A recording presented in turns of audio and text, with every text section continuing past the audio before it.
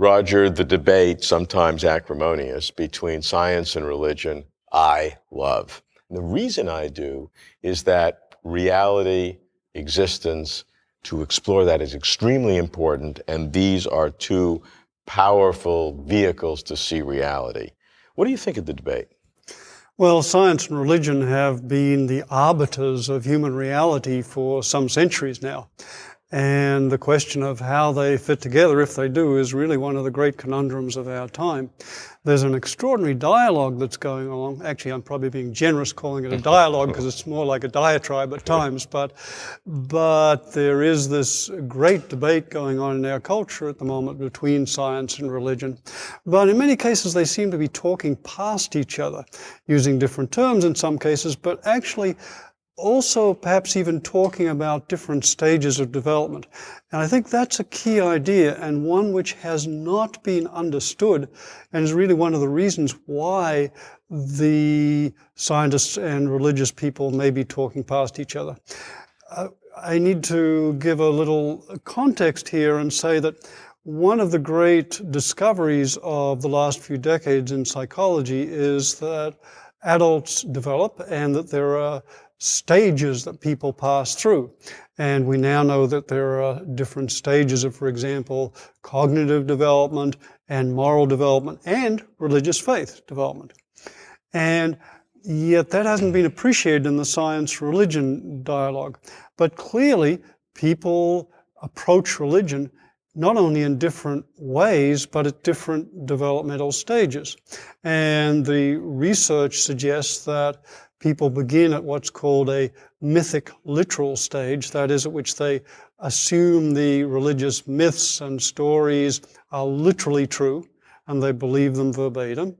But then people tend to mature, at least some people tend to grow to a stage which is called individuative reflective, meaning that they reflect on these myths and stories and wisdom that they've inherited from the tradition and try to make sense of them for themselves, accept much of it, but tailor it all into something which is individually meaningful, helpful, therefore the term individuative reflective.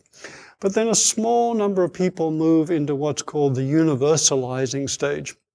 And the universalizing stage of religious orientation is one which is very open to multiple points of view, to examining evidence, to taking whatever seems to be validated. But then a few people move into a stage which researchers call universalizing, in which they are open to all perspectives, different traditions, and really willing to look at whatever wise people have to say and to try to make sense out of all the different understandings and beliefs that are offered to them. Now, what scientists tend to do is to look at the literal mythic stage people, the people who literally believe classic myths that the earth endows them, the earth rides on a turtle, or that the earth was created in so many days, and that doesn't figure into a scientific worldview. The evolutionary data, for example, says that evolution occurred over billions of years, not in a few days. So for scientists, that makes no sense. But the mistake that scientists tend to make is to assume that the mythic literal level of religion is all there is to religion. They fall into what is called the whole level fallacy. That is, they mistake the whole of reality for one specific level. And so what we have is a cross-level dialogue that's going on. But unfortunately, when people don't realize they're talking across developmental levels, there's really no understanding. And the wisdom that's inherent, for example, in the religious traditions, there's an enormous repository of wisdom there. There's an extraordinary body of techniques and practices for cultivating qualities of love and compassion and wisdom and insight. All those get overlooked I can appreciate the need to understand the more sophisticated approaches of both sides in this cultural development approach, but I'd be concerned about an artificial synthesis.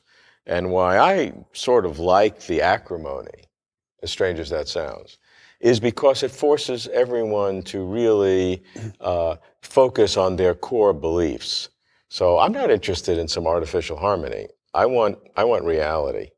And so I don't want people to feel good about each other if we're going to lose reality in the process. Maybe one side is 100% right and the other is 100% wrong. Well, it's wonderful for both people to have to clarify their beliefs and understandings and to be able to articulate them as well as possible. Unfortunately, we as human beings tend to get very defensive when people disagree with us, and particularly when they attack us. So often what happens is people, both theologians and scientists, crawl back into their shells and get more, say, vituperative than enlightening, and that becomes a problem. Well, I think it's a problem, but I think it also could be a benefit, because although the attacking someone's motivation may not be appropriate, yet, or their their intelligence or whatever else, yet to really force each side into this a position that they more strongly present their side will, over time in the marketplace of ideas, show what is right in their ideas. I mean, bad ideas can't last forever. Let's hope bad ideas can't last forever. And ideally, I think what we'll need is an open-mindedness to both the religious and scientific perspectives and the considerable gifts each of them offers, along with a critical mindedness. And it's very easy to be open-minded, it's very easy to be critical, it's hard to be both at the same time. And that, I think, is what this religious science dialogue really requires.